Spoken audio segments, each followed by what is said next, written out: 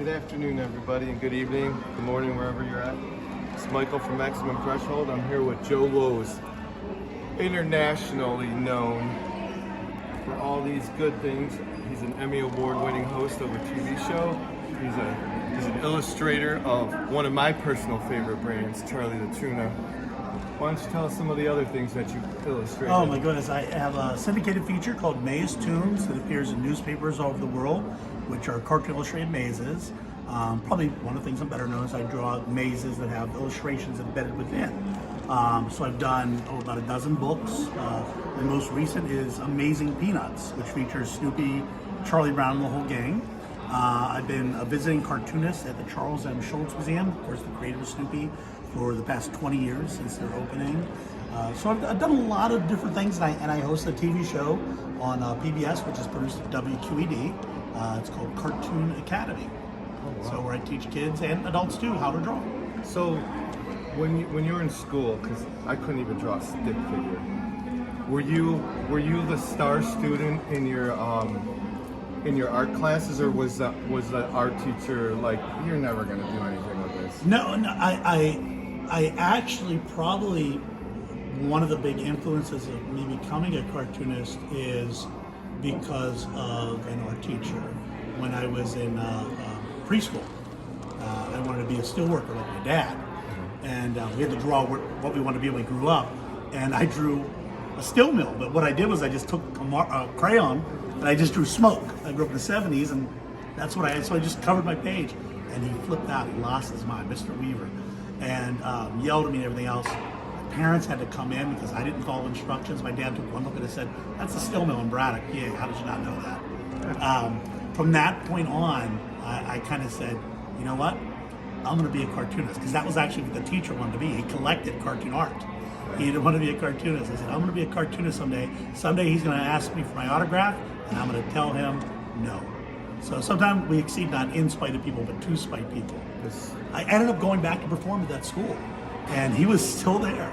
And I told him that story, and then he said how proud he was of me. He asked my autograph, and I said no.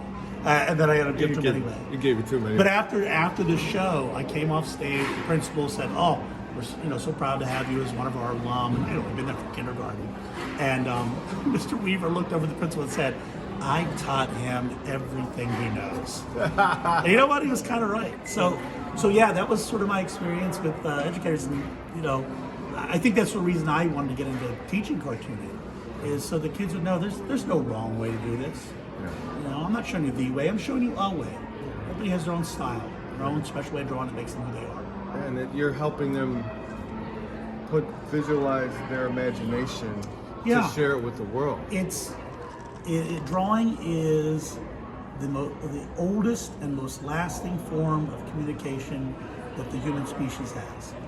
We know 10,000, 20,000 years later exactly what they meant by those cave paintings, what they were drawing. We know. Oh, that's a tiger. That's a woolly mammoth. We know what they are. We know they were communicating with us from time. A child can communicate ideas on paper through drawing long before we have the words. If I draw a cat, I can go anywhere in the world, hold that up, and they have a word for it. But the word I have is not the word they have, so it's universal by having a drawing. And you can tell that in the cave, from the cave drawings, that the teenage boys were kicked out of the cave by the time they were teenagers, because they didn't draw penises and everything, right? Like we all did as kids. I mean, that's the only thing I could draw. Everybody has something they're good at. I was fascinated because of the Charlie the Tuna. Yeah. So I eat so much tuna that I could tell the temperature. I have so much mercury in me.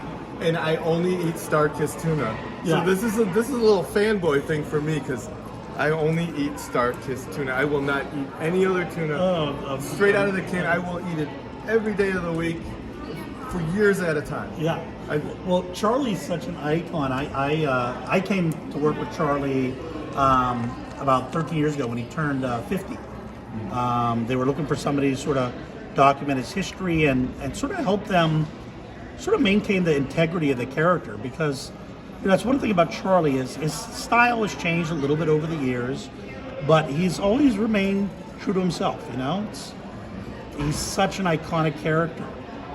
Yeah, and I love Charlie. He's and so many great artists have worked on Charlie. You know, in the early days, he was first animated by the Patty Freeling, which is the same studio that did the Pink Panther. Chuck Jones, who was the famous Looney Tunes director, was one of the artists who did the initial designs for Charlie. So he has such a rich history of people who have worked on him. And, you know, he really is one of those rare brand icons, especially considering he's not, you know, so many of the brand icons we know and love are cereals. This is a product that's for all ages, it's not kids, not adults, it's for everyone. And, you know, he's just been with us a long time and continues to go strong. So, what do you draw them, and then do they send them over to have them animated, or do you actually do individual cells for the whole thing? So doesn't do, you know, cell animation anymore. I will do Charlie for, like, for example, they moved their new headquarters. I did a giant mural of Charlie and all his friends for the past 60 years. I'll design, you know, clothing for them sometimes. When they do a new commercial, I'll go through the script, and it'll be my job to say, a talking tuna fish wouldn't say that. You know, just to make sure he's always remaining true to who that character is. I mean, Charlie's the original hipster. He is. I mean, You know? like you said, a lot of like brand ambassadors are. You think of cereal. Yeah. You think of Snap Crackle Pop, Tony the Tiger. Yeah. You know the Kix Bunny. Yeah, And there's a handful, and a lot of them haven't, you know, like, when's the last time we saw the Jolly Green Giant? But you probably remember them. Mr. Peanut, who's the oldest, is still with us and still around. Have you seen the one Mr. Peanut commercial where they The have roast? a roast? Yeah, the roast. That's a pretty funny commercial. Yeah, they did a great job. And that's the key to this, is how do you've got to, once you have an iconic character that's timeless, how do you keep it relevant without pandering? Yes. Because the minute you start pandering to a specific generation, well, you're alienating another generation. You know, I'll never forget the day, you know, Barney Rubble came out in gold chains and a hat backwards and started rapping for Fruity Pebbles. You know, it sort of, you know, jumped the shark at that moment. Now, if you introduce a character like that, that's great. Keep that character's integrity, though, and maintain it. You got to watch how you change it up. You don't want to change it up too much, you're going to lose your audience. You know, you want it to be welcoming, inviting to everyone, and I think that's one of the secrets of Charlie. No, you took over Charlie. Yeah. What are some of the characters that you created yourself?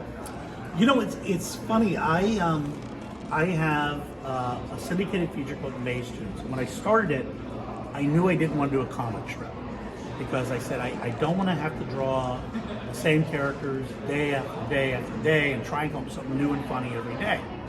That's too difficult. I'm going to draw these mazes so that every day I can put something different in them. I have different stuff every day. Boy, do I regret that. Because now I have to come up with a new character every single day, a new something to put in that maze, you know. Maybe it's National Hamburger Day, or National Dancing a Chicken Day, or, you know, Walter Matthau's 100th anniversary. You know, whatever obscure thing it is, you start putting in there. And it's fun because my audience will go, oh, it must be this day. Or they try and figure out, what is Joe drawing today? Why is there a reason? And sometimes there's no rhyme or reason. I just looked around the room and went, you know what? I haven't drawn a maze with an armadillo yet, and that's what it is. So every day I get new characters. So there's not characters I'm only known for that I've created, but yet every day I'm creating new characters. So where can everybody find all your work on these daily mazes? Yeah, so the daily mazes you can find online at Comics Kingdom, which is King Features Syndicate. Comics Kingdom has Maze Tunes on there every day. It runs in newspapers all over the world. You can ask your local newspaper, carry it. Always fun to have it in the paper and actually solve a maze on paper. You know, that really brings back such memories, you know. The TV show, Cartoon Academy. If you're really 3D, you can watch it at cartoonacademy.org. Or it does run on some of the PBS affiliates as well. So those are the places. And my books, any bookstore, you can get them. They're available. Signed copies at Mystery Lovers Bookshop. Can you spell that? Yeah, it's MYSTERY, so Mystery Lovers, LOVERS, and then Bookshop. And that's based in Oakland, Pennsylvania. But with all the noise, I thought it was. Yeah. It was like you said, Mishkees. You're also getting my Pittsburgh accent in this, which is just blurs everything together into one word. Yins. There's a lot of yins. Yes, a lot of yins in there. So, like you said, your father worked in a steel mill. Yes. Yeah. When he was, you decided you wanted to be an artist. Yeah. Was he supportive, or was he like, no, Joe, you got to get into steel mills? I think we have this image in our head of the son who wants to be a writer coming to his coal miner father, and his father said, "Hey, get out of my house, you're no son of mine." That wasn't my dad. My dad, when I was about 4 years old, caught me drawing on the walls with a crayon. He taped paper up on the walls and said, "Go ahead."